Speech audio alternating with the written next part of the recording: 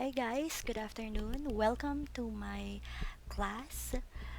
Uh, this creative writing is actually for my HUMSS 12 batch 2020 and 2021.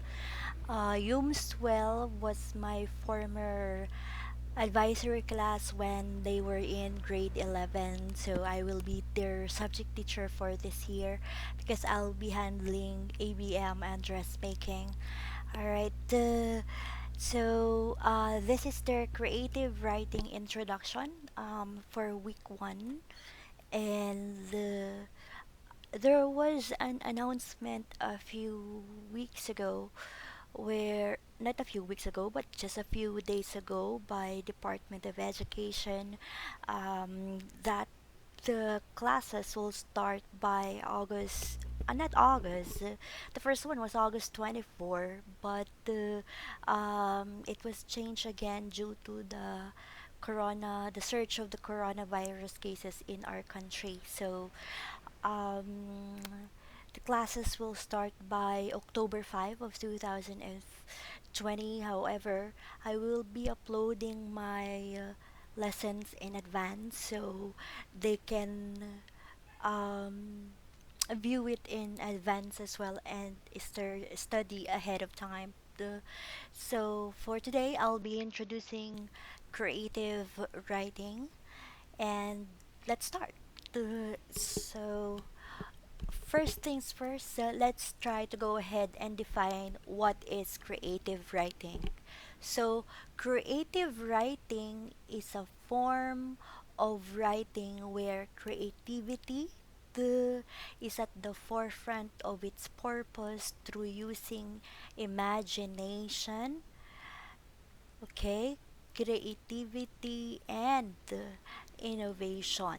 In order to tell a story through a strong written visual with an emotional impact, like in poetry writing, short story writing, novel writing, and more. So, what is the difference then of creative writing to the other forms of writing?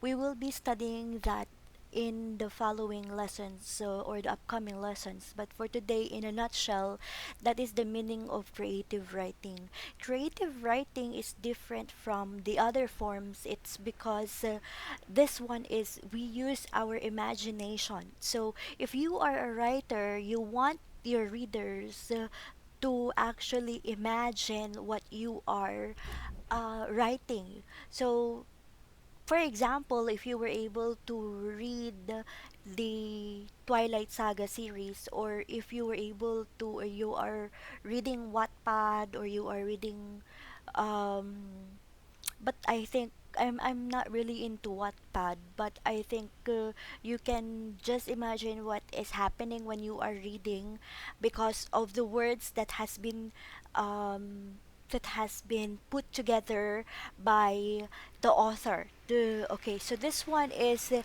very goal of creative writing is for the readers to create a picture out of what they are reading. Okay, so creative writing is actually it's the process of expressing your ideas and thoughts in an imaginative way. So, if we will able, we will read this one. Imagination, imagine is actually redundant because that is the key ingredient when you are writing your story or you are writing your poem and the likes. Okay, so, what is the purpose then of creative writing? Creative writing, there are two purposes. One is to educate and second is to entertain. To educate, that's the nonfiction. There are still nonfiction stories or nonfiction works or writing that is considered as creative writing. And of course, for us to be entertained, that's why you are reading your Wattpad because that is a type of fiction. And when you read your Wattpad, for those who are those who are Wattpadders,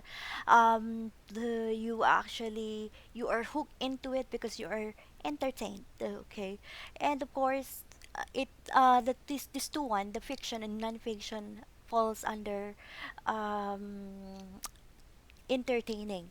All right, I don't want to define nonfiction and fiction anymore because you are already grade 12, and you as being grade 12 students already know what is the difference between nonfiction and fiction and nonfiction. All right, so let's go ahead and take a look at the examples of creative writing then. So we have novels, we have poems, epics, short stories, television scripts, songs, and screenplays. Alright, so let's define each one. So novels are fictitious prose narrative of book length, typically representing character and action with some degree of realism. Okay, example is To Kill a Mockingbird, the one that you are watching, Alice in Wonderland, that is actually based on a novel, and the movie Moby Dick, that's based on a novel as well. The okay, so um, you might be wondering what is prose narrative. Prose, when we say prose, it's actually different from poems, or because both the poems follows patterns, follows rhythm, and it follows certain measures. But for prose, it's actually an ordinary writing. When we say ordinary writing, it doesn't have the ones that the poem has, or the poems have, like the AABB pattern, ABAB pattern, like that. Okay, so it's just an ordinary writing. It's like you're just telling you're just telling a story ordinarily. And then we have poems, of course.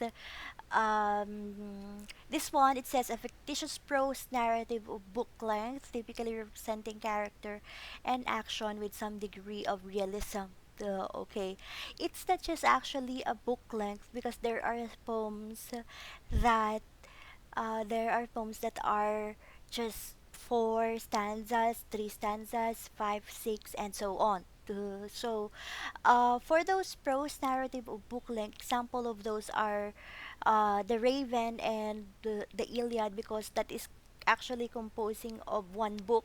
Okay, we will go particularly on the poems in the following or for the upcoming lessons that you will be having. And then we have epics. A long poem, typically one derived from ancient oral traditional, narrating the deeds and adventures of heroic or legendary figures or the history of a nation. Example of this one, very good example that we have is the Biag ni Lamang. So, typically, epics are actually a very long ones. Okay. For example, the Biag ni Lamang, it's not just one poem, but it details the adventures and the heroic deeds of Biag ni Lamang. And Biag ni Lamang is very famous here in our region because we are actually an Ilocano region. Okay. And of course, the example of the longest epic in the world, the Epic of Gilgamesh. Okay. Alright, and then we have short story, a story with a fully developed theme but significantly shorter and less elaborate than a novel. Okay, very good example of this one in the Philippine context is the story of the Angkalupi, if you know that, wherein it has a theme that we should not judge a person based on her or his appearance, because what happened in this story is that the young boy died because Aling Nela accused him of stealing her wallet. But imagine how sad it is that the boy has to die because of his wrong or because of her wrong accusation.